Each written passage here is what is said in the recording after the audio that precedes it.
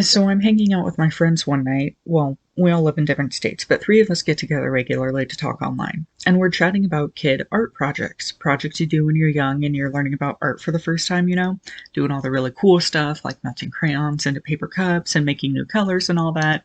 And one friend takes a hard turn to the left by saying, "Yeah, remember when they used to bring dead fish in for us to paint with?" And we're like, "What? Excuse me?" And she's like, "Yeah, they'd bring in dead fish and we'd paint on them and use them like, stamps." And we're laughing our butts off because what kind of school did you go to? Obviously, that's not a thing, except for the part where that very much is a thing and it's actually a time-honored tradition. We all immediately looked it up because she's like, "I'm not crazy. This is a thing that happened and I swear it's normal." And that actually perfectly normal thing is a thing called Gyotaku, the Japanese art of fish printing. And it originates with fishermen recording their catches. They would take the fish, paint it with black ink, and make a relief by pressing washi or rice paper over the top.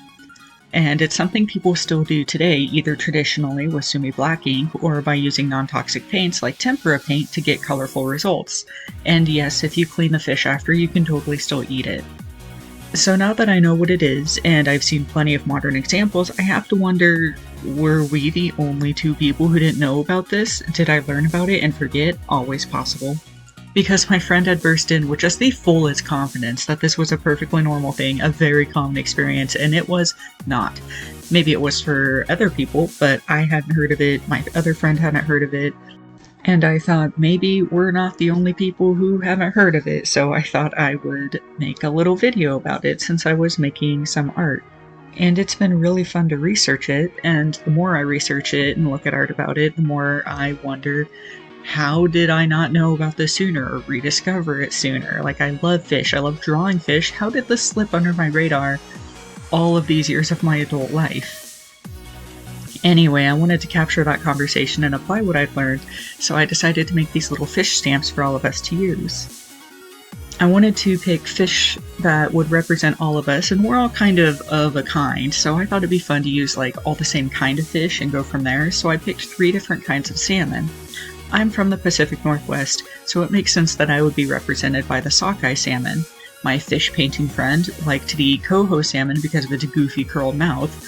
Like, they're all fish, they all have silly mouths, but some more than others, and the coho fish definitely has a goofy mouth, so she gets that one. And our other friend gets a pink salmon because it was just kind of fitting. And I like that all 3 of these have pretty distinctive shapes, but you can definitely tell that they're all salmon, so it worked out. Unfortunately, I did not record any of the stamp carving process because sometimes I set up to record and then I forget how to do the art because it's like I'm being watched and I didn't want to mess it up, so I didn't bother recording that part. But I did get them done in just a couple of days. As you can see, they're not that big, so they didn't take very long, and they're not as detailed as one could be if I really wanted to make like a relief-looking fish print. But that wasn't really the point of this exercise, so I didn't stress about it too hard. I just knew that I wanted to have some little fish stamps to remember this conversation. Of course, I've been getting into block printing and stamp carving in general, so this was a good way to continue that journey, incorporating this new thing that I had learned about. And obviously I couldn't just keep it to myself, so I made 3 prints, one for myself and one for each friend, along with their own fish stamp. I hope that they make their own fishy art, or that they just look at it and think back to this conversation, because I certainly laugh every time I think about it. I think it's pretty rad that even though we all live in different states, we have these funny little conversations to keep us together, and now we have a physical token, and I think that's pretty wonderful. And of course, I always love learning something new, so here's to fish, friends, and learning new things. Thanks for watching.